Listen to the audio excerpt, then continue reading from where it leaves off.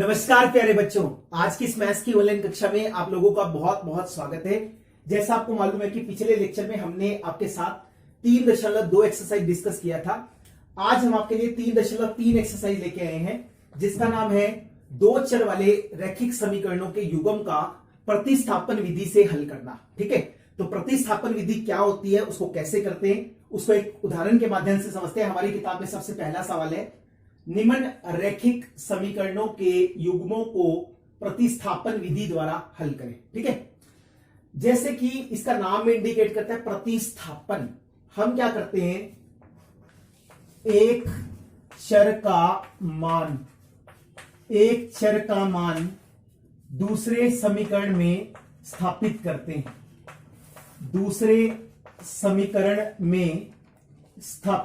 हैं, ठीक है।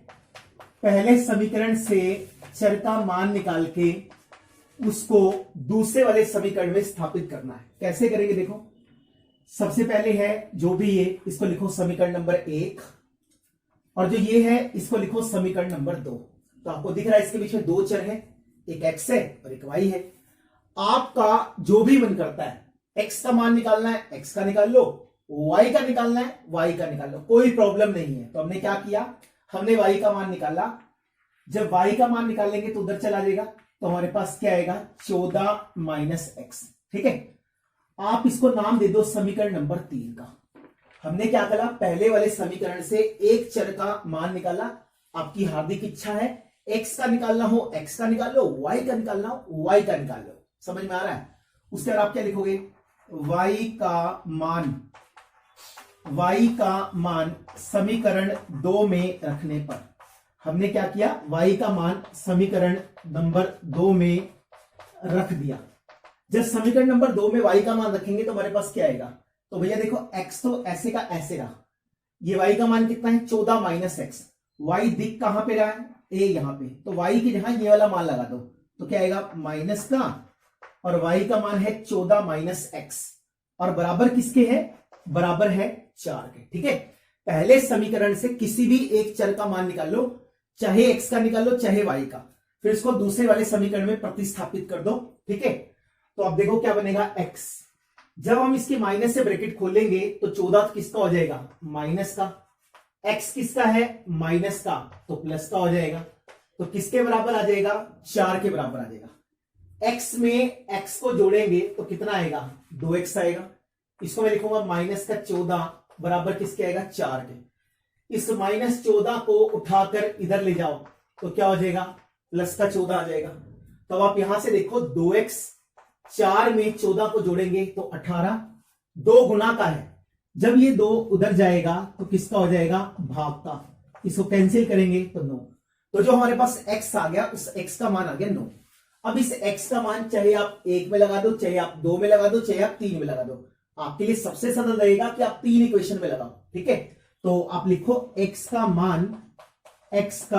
मान समीकरण नंबर 3 में रखने पर, x का मान समीकरण नंबर 3 में रखने पर, तो उससे क्या होगा, देखो हमारे पास जो y है ना, y वो 14 माइनस एक्स के बराबर है।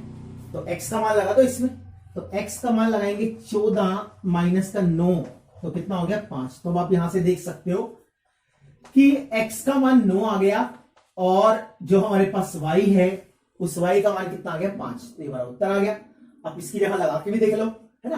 तो हालांकि लगा के देखना नहीं है, अपनी संतुष्टि के लिए x का मान 9 लगाइए, y का मान 5 लगाइए, 9 में 5 को जोड़ेंगे तो 14 आ जाएगा। उसके बाद यहां देखो 9 में से 5 को घटाएंगे तो 4 आ जाएगा। तो दोनों तरफ बराबर आ रहा है, इसका लिए दोनों समीकरणों को संतुष्ट कर रहा है। और जिस दिन हमने चैप्टर स्टार्ट किया था उस दिन मैंने आपको सिखाया भी था कि जो हल होता है, हल हमेशा दोनों समीकरणों को संतुष्ट करना चाहिए। ठीक है, ये कोई कंपल्शन नहीं है कि आपको x का वैल्यू निकालना है कि y का, जो आपका मन करे, आपको जो सिंपल लगता है आप उसको लगाइए। समझ में आ गया? चलें सेकंड पार्ट देखते हैं, सेकंड पार्ट में क्या कहता है। इसके बाद हम लोग सेकंड पार्ट को देखते हैं। सेकंड पार्ट में देखिए आपसे क्या कहता है, s माइनस टी बराबर 3 और s बाई 3 जमा टी बाई 2 बराबर 2। पहले वाला समीकरण तो अच्छा है, बढ़िया है। जो अगले वाला समीकरण है जिसको हम 2 मानते हैं, इसको हम थोड़ा सा सरल बना लेते हैं। सरल कैसे बनाते हैं, झूठे दिलाते हैं। नीचे दिख रहे हैं ना, गंदे लग रहे हैं, तो हम इसको झूठे दिला देते हैं 3 और 2 को। चुन्नू मुन्नू चढ़ गए जहाज में 3 और 2। सबसे पहले 2 रुपए की टिकट काट दी, फिर 3 रुपए की टिकट काट दी, तो टोटल मिला के 6 रुपए की टिकट कट गया। अब बैठ गए प्लेन में, एरोप्लेन में। 6 ने 3 को भाग किया, 2 आ गया। 6 को 3 से भाग करना है, 2 आएगा। 2 की गुना s से करेंगे तो 2s हो जाएगा। 6 को 2 से भाग करेंगे 3, और 3 की गुना t से करेंगे तो 3t इज इक्वल टू 2, ऐसा बनेगा। तो अब इसकी r पर गुना कर दो, तो आप इसको लिखोगे r पर गुना करने पर। हमने इसके r पर गुना कर दिया, उससे क्या होगा देखो। तो हम इसको लिख देंगे 2s जमा 3t। 6 को 2 से गुना किया, क्या आ गया 12। बिल्कुल आसान है। अब साफ सुथरी नहाई धोई समीकरण हमारे पास आ गई।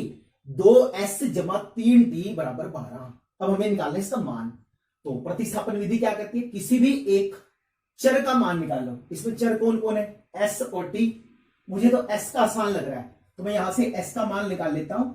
आप क्या लिखोगे, s माइनस टी 3 के बराबर है। जो t है ना, t माइनस का है। जब हम इसको दूसरी तरफ ले जाएंगे तो भाई साहब हंसता खेलता हुआ दिखेगा, और 3 जमा टी हो जाएगा। तो s का मान आ गया 3 जमा टी। इसको मान लो समीकरण नंबर 3। अब आप क्या लिखोगे, s का मान समीकरण नंबर 2 में रखने पर। जो x है ना, बताना नहीं किसी को, समीकरण नंबर 2 में लगा देना, ठीक है। तो s कहां दिख रहा है भैया जी, s पर कट हो और यहां लगा दो। ये ऐसे करके नहीं दिखाना, ये सब समझाने के लिए, ठीक है। तो भैया जी 2 ऐसे का ऐसे। s का मान कितना है, s का मान है 3 जमा में t। इसको मैं लिखूंगा 3t, किसके बराबर आएगा 12। मैंने कुछ नहीं किया, इस वाली समीकरण में जहां मुझे s दिख रहा था उसकी जहां पे मैंने 3 जमा t लगा दिया। इसकी गुना करो। अब देखो, 2 की गुना 3 से करेंगे तो क्या आएगा 6। 2 की गुना t से करेंगे तो क्या आएगा, आप उसको लिख सकते हो 2t। उसके बाद इसको लिखूंगा तो क्या आएगा 3t, और किसके बराबर है 12 के बराबर है। ठीक, आसान है बिल्कुल यार, कोई दिक्कत ही नहीं है, आसान सी चीज है। हमने s का मान निकाला था 3 जमा t, उसको इसमें लगा दिया, 2 से गुना करा तो 6 जमा का 2t, बिल्कुल ठीक है। 2t में 3t को जोड़ दो 5t, है ना। इस 6 को इसके रिश्तेदार के पास ले जाओ उस तरफ, इधर प्लस का था उधर जाके माइनस का हो जाएगा। अच्छा, 5 तो गुणा का है, जब इसको उठा के उधर ले जाएंगे तो भाग का हो जाएगा। तो t का मान कितना आ गया 6/5 आ गया। आसान था बिल्कुल।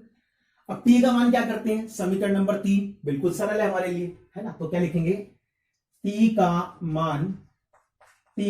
मान समीकरण नंबर 3 में लगाने पर, जो t है ना t, उसका मान समीकरण नंबर 3 में लगा दो, ठीक है। t का मान समीकरण नंबर 3 में रखने पर बोलो क्या हो जाएगा, s किसके बराबर है 3 जमा में क्या था t। अब t का मान हमने कितना निकाल रखा है 6, और बटे में क्या है 5, सही है। फिर झूठे दिलाओ, 1 और 5 को झूठे दिलाएंगे तो क्या आएगा 5। 5 की गुना 3 से करेंगे तो क्या आएगा 15।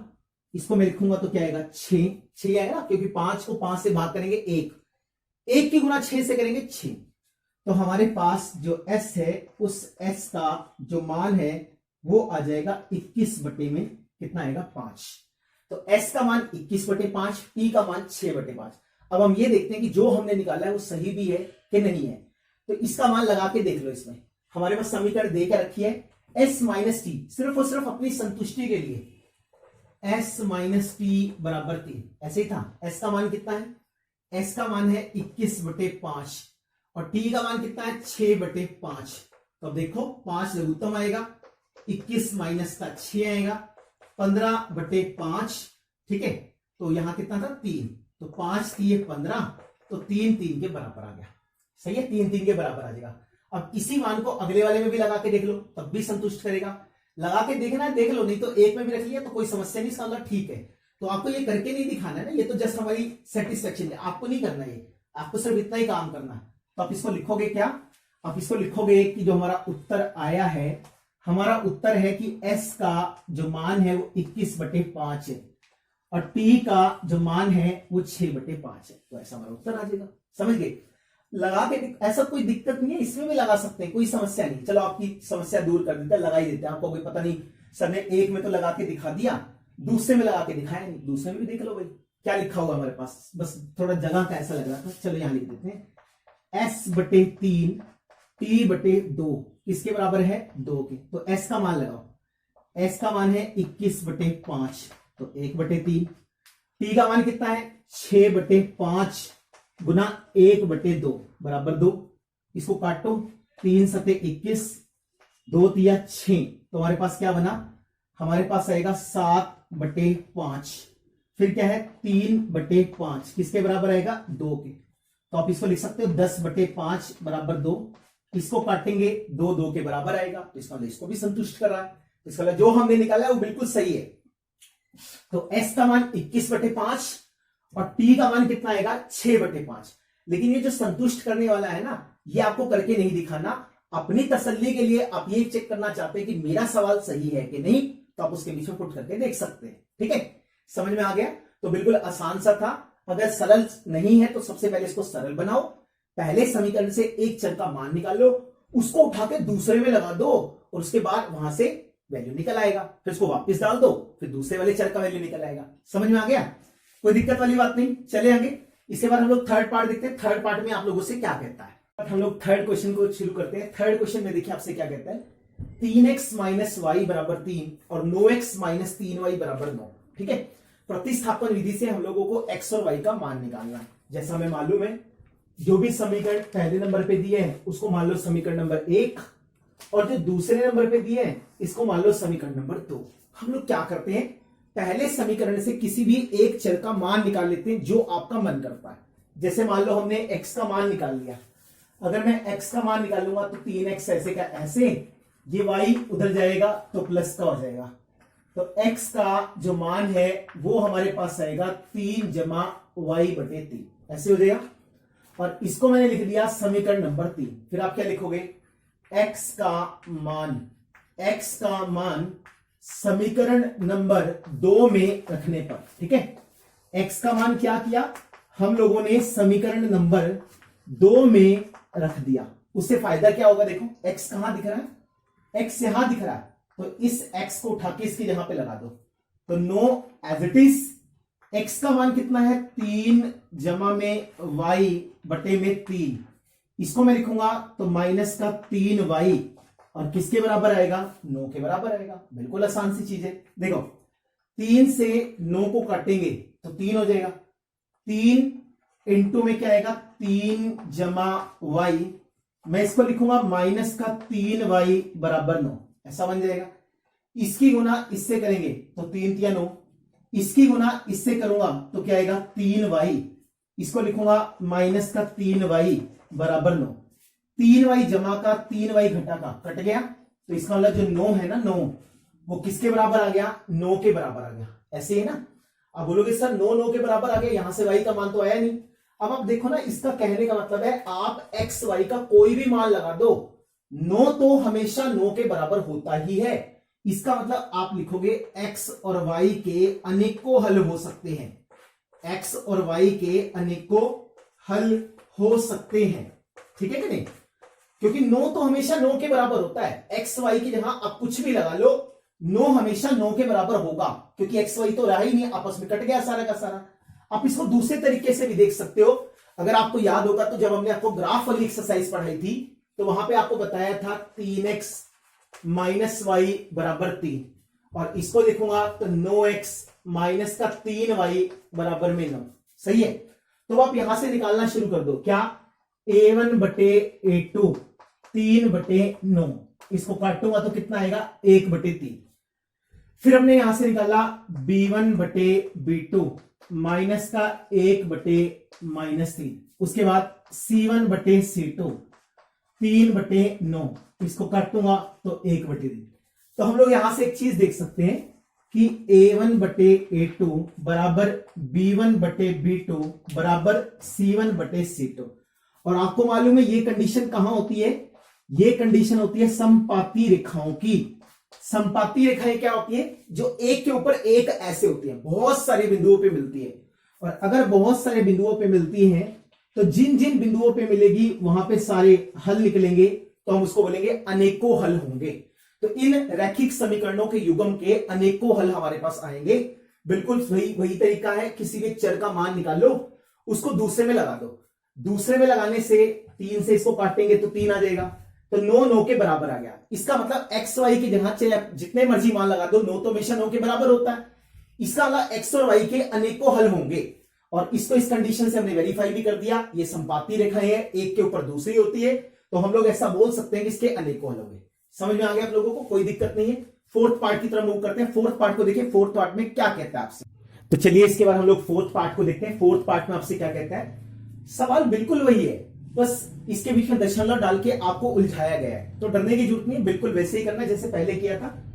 आपको मालूम है जब दशमलव हटाते हैं तो जितने भी अक्षर होते हैं दशमलव के बाद उतने नीचे 10 लगाते हैं। जैसे इसके बाद एक अक्षर है ना, एक संख्या है तो 10 लग जाएगा। ऐसे इसके बाद भी एक संख्या है तो 10 लग जाएगा। इसके बाद भी एक संख्या है तो 13/10 आ जाएगा। ठीक है, अब 10 लघुत्तम ले लो। तो जब मैंने 10 को लघुत्तम लिया तो 2x + 3y = 13/10। इस वाले 10 से ये वाला 10 कट गया, बिल्कुल कट सकता है। तो हमारे पास आ गया 2x + 3y बराबर में क्या आ गया? 13। समीकरण नंबर 1। कोई समस्या नहीं। अब इसको हटाओ, जब इसका दशमलव हटाएंगे तो 4/10x, जब इसका दशमलव हटाएंगे तो 5/10y, और जब इसका दशमलव हटाएंगे तो 23/10। फिर हम लोगों ने इसका लघुत्तम ले लिया 10, तो इसको लिखेंगे 4x + 5y बराबर 23/10। 10 से 10 कट गया, तो हमारे पास आएगा 4x + 5y बराबर किसके आएगा? 23 के। तो हमने इसको लिखा समीकरण नंबर 2।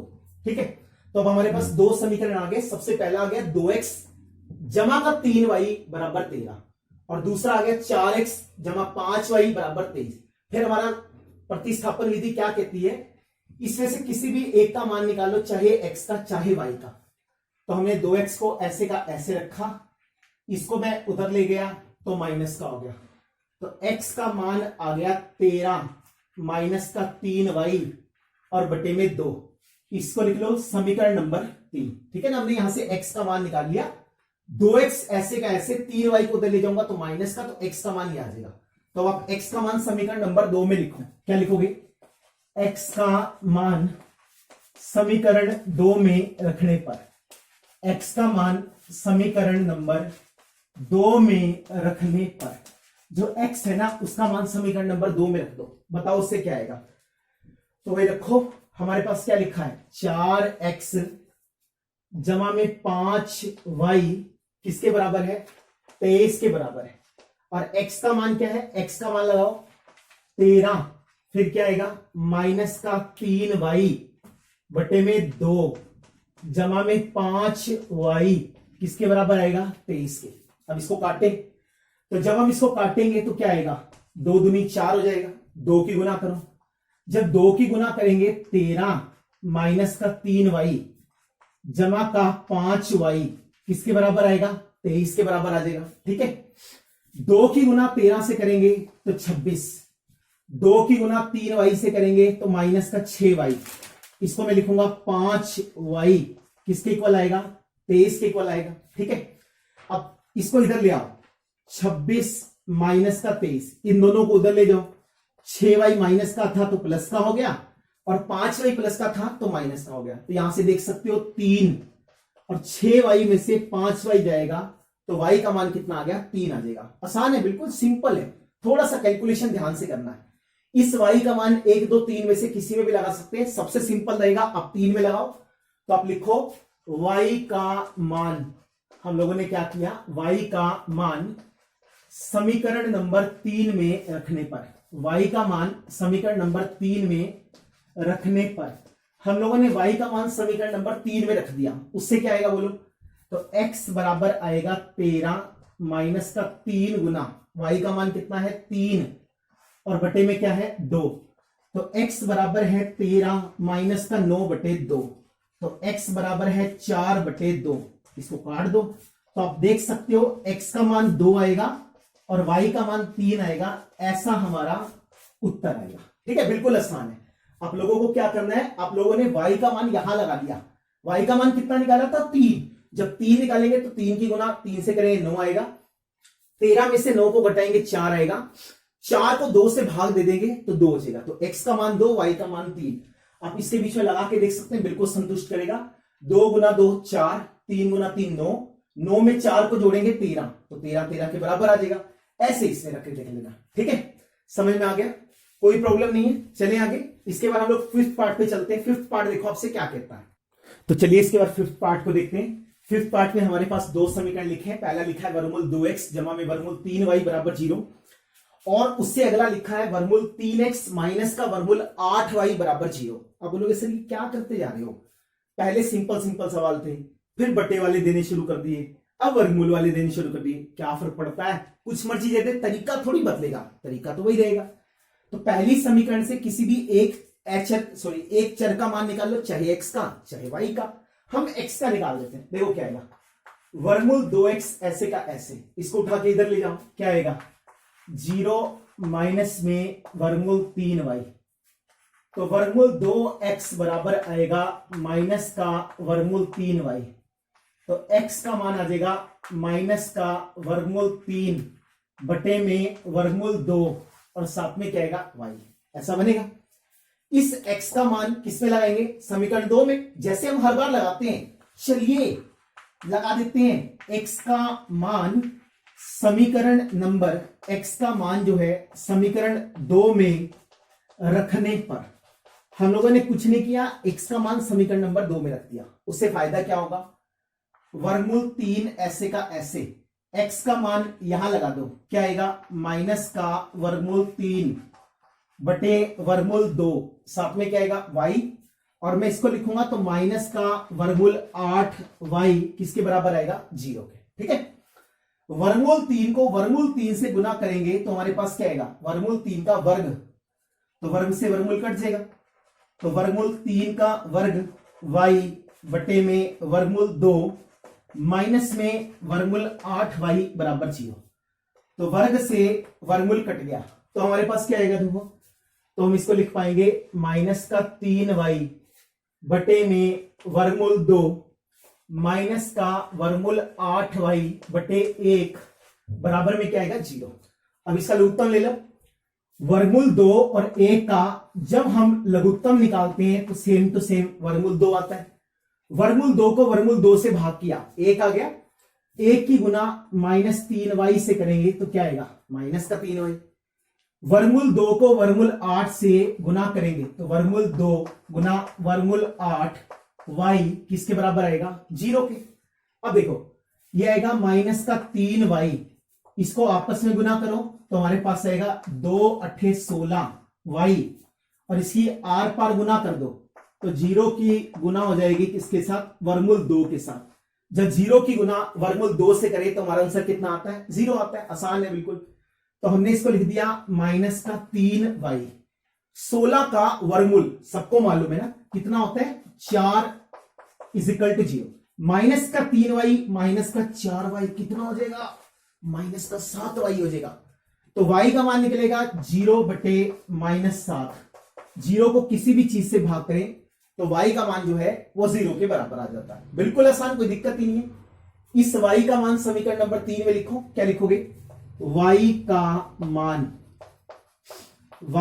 मान समीकरण नंबर 3 में रखने पर, जो y है उस y का मान समीकरण नंबर 3 में रख दो। अगर हम 3 में रखेंगे तो क्या आएगा, x बराबर है माइनस का वर्गमूल 3 बटे वर्गमूल 2 गुना में 0। किसी भी चीज को 0 से गुना करेंगे तो जो हमारा उत्तर आएगा वो क्या आएगा, वो भी 0 आएगा। तो हम लोग यहां से देख सकते हैं x का मान भी 0 आ गया, y का मान भी 0 आ गया, तो ऐसा हमारा उत्तर आएगा। ठीक है, मैं दोबारा से बताता हूं, देखो वर्गमूल 2x ऐसे का ऐसे, इसको उधर ले गए तो माइनस का वर्गमूल 3y आ गया, तो x का मान आ गया माइनस का वर्गमूल 3 बटे में वर्गमूल 2y। इस x का मान इस समीकरण में लगाओ तो क्या आएगा वर्गमूल 3 माइनस में वर्गमूल 3 बटे वर्गमूल 2y, माइनस का वर्गमूल 8y किसके इक्वल है 0 के। ठीक है, उसको तो मैंने इसके साथ ले लिया। इस x का मान यहां लगा दिया। इस वर्गमूल 3 को वर्गमूल 3 से गुना करेंगे, वर्गमूल 3 का वर्ग से वर्गमूल कट गया, वर्गमूल 2 को लघुत्तम लेंगे, वर्गमूल 2 की गुना वर्गमूल 8 से करेंगे। तो आपको मालूम है वर्गमूल 2 गुना वर्गमूल 8 बराबर होता है वर्गमूल 2 गुना 8, तो वर्गमूल 16। 16 का वर्गमूल 4y, तो माइनस का 3y माइनस का 4y बराबर 0। सो माइनस का 7y बराबर 0। तो y का वैल्यू 0 बटे -7, तो y का वैल्यू 0 आ जाएगा। तो हम यहां से देख सकते हैं इस y का मान समीकरण नंबर 3 में लगाया। किसी भी चीज की 0 से गुना करेंगे तो आंसर 0 आएगा।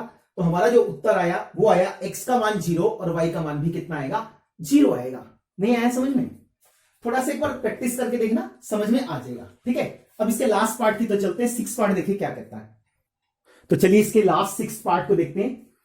आप मेरे से लिखित में ले लो। अगर आप पिछले सालों के क्वेश्चन पेपर उठा के देखोगे रिसेंटली लास्ट 3 ईयर्स में, तो इस तरह का सवाल हरियाणा बोर्ड के पेपर में एक क्वेश्चन 3 नंबर का या 4 नंबर का बिल्कुल पक्का आ रहा है।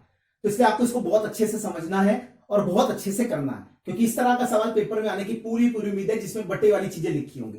करना बिल्कुल वैसी है जैसे पहले करे थे, क्योंकि ये बटे में है तो सबसे पहले इसको बंदा बनाएंगे, है ना, झूठे दिलाएंगे। झूठे दिलाने का मतलब लघुत्तम निकालेंगे 2 और 3 का, तो 2 एकम 2, फिर आएगा 3। अच्छा, फिर 3 की टिकट काटेंगे, 3 एकम 3, तो 2 गुना 3 करेंगे तो लघुत्तम कितना आ गया 6। तो इसका लघुत्तम आ गया 6। 6 को 2 से भाग किया 3, 3 की गुना 3 से करेंगे तो क्या आएगा 9x। 6 को 3 से भाग करेंगे 2, 2 की गुना 5y से करेंगे तो क्या आएगा 10y। तो इसकी आर पर गुना करो। जब हम इसकी आर पर गुना करेंगे तो क्या आएगा 9x माइनस 10y किसके बराबर आ गया -12। समीकरण नंबर 1 आ गया, बिल्कुल आसान है। 3 और 2 का लघुत्तम निकालेंगे, फिर से वही आएगा, कितना, अरे भैया कितना आएगा 6 आएगा। 6 को 3 से भाग करेंगे 2, 2 को x से गुना करेंगे तो क्या आएगा 2x। 6 को 2 से भाग करा 3, 3 की गुना y से करी तो 3y किसके बराबर आएगा 13/6। तो हमने इसको काट दिया, तो 2x जमा 3y किसके बराबर आ गया 13। ये आ गया समीकरण नंबर। तो 2 समीकरण हमने सामने तैयार हो गए हैं बिल्कुल। पहले से x का मान निकाल के दूसरे में लगा देते हैं जैसे हम हर बार करते हैं। तो भैया जी 9x ऐसे का ऐसे, इसको इधर लेके आओ तो 10y किसका हो जाएगा प्लस का, ये वही साहब ऐसे के ऐसे। तो x का मान आ जाएगा 10y माइनस का 12 बटे में 9। इसको मैं लिखूंगा समीकरण नंबर 3। 9x ऐसे का ऐसे, 10y उधर चला गया, 10y माइनस 12, 9 से भाग करेंगे तो 10y माइनस 12 बटे 9। x का मान लगाओ समीकरण नंबर 2 में। ठीक है, तो आप क्या लिखोगे x का मान समीकरण नंबर 2 में रखने से हम लोगों ने क्या किया, हम लोगों ने x का मान समीकरण नंबर 2 में लगा दिया। उससे फायदा क्या होगा बोलो, जब हम इसको रखेंगे तो हमारे पास क्या आएगा 2x जमा 3y किसके बराबर आएगा 13 के। तो x का मान लिखो यहां से कितना है, x का मान है 10y माइनस का 12 बटे में 9 जमा में 3y और किसके बराबर आ गया 13 के। ठीक है, हमने कुछ नहीं किया, पहले समीकरण से x का मान निकाला, उसको हमने दूसरे में लगा दिया। चलो जी, फिर 2 की गुना 10 से करेंगे तो 20y, 2 की गुना 12 से करेंगे तो क्या आएगा 24 आ जाएगा, बटे में कितना आएगा 9, क्योंकि 2 से 9 कटता नहीं ना, तो ऐसे का ऐसे लिखा रहने दो। अब आप इसका 1 और 9 का लघुत्तम ले लो, कितना आएगा 9 आ जाएगा। इसको लिखो 20y माइनस का 24, 9 की गुना 3y से करेंगे तो क्या आएगा 27y बराबर किसके आएगा 13/1 के। अरे भी ठीक है, 20y में 27y को जोड़ेंगे तो क्या आएगा 47y माइनस का 24 बटे में 9 13/1 आर पार गुना करने पर। ठीक है, तो आप इसकी आर पार गुना कर दो, क्या आएगा आर पार गुना करने पर, लड़ाई लड़ देनी आर पार की, आर पार गुना करने पर तो क्या आ जाएगा बताओ। आप इसको लिखोगे 47y माइनस का 24, 13 की गुना 9 से करेंगे तो क्या आएगा 117। अब इस -24 को ले जाओ उठा के इधर, कहां, इसके भाई के पास 117। तो 47 में अगर 24 में 117 को जोड़ेंगे तो 141, तो y का मान निकलेगा 141 बटे में 47। अब इसको काट के देखना तो आपको y का मान 3 नजर आएगा। तो y का मान कितना आ गया, 3 आ गया। अब इस y का क्या करना है, समीकरण 3 में लगा दो। ठीक है, तो क्या लिखोगे, y का मान समीकरण 3 में रखने पर, हम लोगों ने कुछ नहीं किया, y का मान समीकरण नंबर 3 में लगा दिया। लगाओ, क्या आएगा, x 10y - 12 बटे 9, 10 गुना 3 माइनस का 12 बटे 9, तो 30 में से 12 जाएगा 18 बटे 9, इसको काटेंगे तो 2। तो आप यहां से देख सकते हो x का मान 2 निकल के आया, y का मान 3 निकल के आया। ऐसा हमारा आंसर है। हरियाणा बोर्ड के हिसाब से ये सवाल मोस्ट इंपॉर्टेंट है। पिछले आप पेपर्स उठा के देखना, आपको ये सवाल जो है वो 3 से 4 नंबर का देखने को पक्का मिलेगा। ठीक है, पिछले साल तो जितने भी इंटरनल पेपर हुए थे उसके अंदर ये क्वेश्चन 4 मार्क्स का हर बार आया है। तो बिल्कुल आसान सी चीज है। सबसे पहले हमने इसको सिंपल बनाया, सिंपल बनाने के बाद एक चर का मान लगा के दूसरे में, एक चर का मान निकाल के दूसरे में लगा दिया, फिर वहां से y का मान आ गया, y का मान समीकरण नंबर 3 में रखा, तो वहां से हमने दोबारा से x का मान निकाल लिया, जो कि निकल के आया कि x का मान तो 2 है और y का मान 3 है। समझ में आ गया? चले आगे, चलिए इसके साथ हमारा फर्स्ट क्वेश्चन खत्म होता है। सेकंड क्वेश्चन की स्टेटमेंट पढ़िए। सेकंड क्वेश्चन में क्या कहता है आपसे, इसके बाद क्वेश्चन नंबर सेकंड को देखते हैं। मोस्ट इंपोर्टेंट क्वेश्चन है, ये भी बहुत अच्छा क्वेश्चन है। 2x = 3y = 11, 2x - 4y = -24। इन दोनों समीकरणों को हमें हल करना है और m का वह मान ज्ञात करना है जिसमें y का मान किसके बराबर है, mx = 3 के बराबर है। ठीक है, तरीका वही है। ये सबसे पहली समीकरण, ये दूसरी समीकरण। तो पहली समीकरण से x का मान निकालो, 2x, 3y उधर जाएगा तो -3y, क्योंकि भाई साहब 2 गुना का है, क्या कसूर है, उधर ले जाओ भाग का हो जाएगा। तो समीकरण नंबर 3, तो आप क्या लिखोगे, x का मान, है ना, बार बार वही नकली से स्टेप है, बार बार वही करना है। x का मान समीकरण नंबर 2 में रखने पर, हमने x का मान समीकरण नंबर 2 में रख दिया, तो उससे फायदा क्या होगा, 2x - 4y = -24। रखो भाई रखो, 11 - 3y बटे में 2।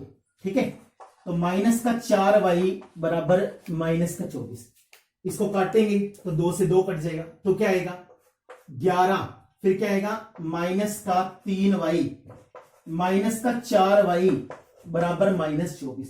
आप इसको लिखो, क्या बनेगा, 11 -3y - 4y, सबको मालूम है -7y।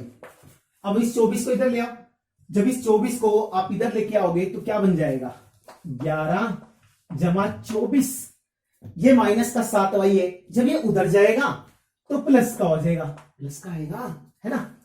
11 में 24 को जोड़ेंगे तो 35 = 7y, तो y का जो मान आएगा वो 35 बटे 7 आएगा। इसको काट देंगे तो y का मान तो 5 आ गया, आसान था बिल्कुल। अब y का मान 5 समीकरण तुम 3 में लगा दो। ठीक है, तो आप क्या लिखोगे, y का मान समीकरण नंबर 3 में रखने पर, हम लोगों ने क्या किया, हम लोगों ने y का मान समीकरण नंबर 3 में रख दिया। ठीक है, तो क्या आ जाएगा, x 11 - 3 गुना 5 बटे 2, 11 - 15 बटे 2 -4 बटे 2, इसको काटूंगा तो क्या आएगा, -2। तो x का मान -2, y का मान कितना आ गया, 5। तो सॉल्यूशन तो आ गया, हल आ गया। उससे हमसे एक चीज और कहा है कि आपको m का मान निकालना है, तो इस x और y का मान इसमें लगा दो। तो हमारे पास y का मान कितना है, 5 आ गया, x का मान कितना है, -2 आ गया और प्लस का 3 आ गया। x और y का जो मान आप निकालोगे ना, उसको उठा के आपको इसमें लगा के m का मान निकाल देना, बस और कुछ नहीं करना। चलो इस 3 को ले आओ इधर, तो 5 - 3, इसकी गुना इससे करेंगे, -2 है, 5 में से 3 चला गया 2, इसको लिखो m, तो m का मान आएगा 2/-2। इसको काटेंगे तो जब आप यहां से निकाल लोगे तो m का वैल्यू कितना आएगा -1। बहुत अच्छा सवाल था, बहुत बढ़िया। ठीक है, तो उम्मीद करते हैं आपको ये क्वेश्चन समझ में आया होगा, बिल्कुल पिछले वाले क्वेश्चन की तरह है। इसके साथ हमारे 2 क्वेश्चन कंप्लीट हुए। आज का आपका होमवर्क यही है कि आपको इन 2 क्वेश्चंस को कंप्लीट करना है। कोई प्रॉब्लम आए तो आप कमेंट बॉक्स में डाल सकते हैं या व्हाट्सएप करके मुझसे पूछ भी सकते हैं। ठीक है जी, और काम जरूर करते रहिए, इन दोनों का भरपूर मात्रा में जो है वो प्रयोग कीजिए, क्योंकि मैथ प्रैक्टिस मांगता है। इन दिनों में आप अच्छे से प्रैक्टिस कर सकते हैं। ठीक है, वीडियो अच्छी लगी हो तो प्लीज इसको लाइक कर देना। चैनल को सब्सक्राइब नहीं किया है तो बिल्कुल मत भूलिए। फ्रेंड सर्कल में भी शेयर कीजिए, सब लोगों को बताइए, ताकि वो सारे लोग भी घर बैठ के शांति से अपनी पढ़ाई को कर पाए। तो thanks to all of you for watching my videos. Next video में मिलेंगे, तब तक के लिए बेस्ट ऑफ लक।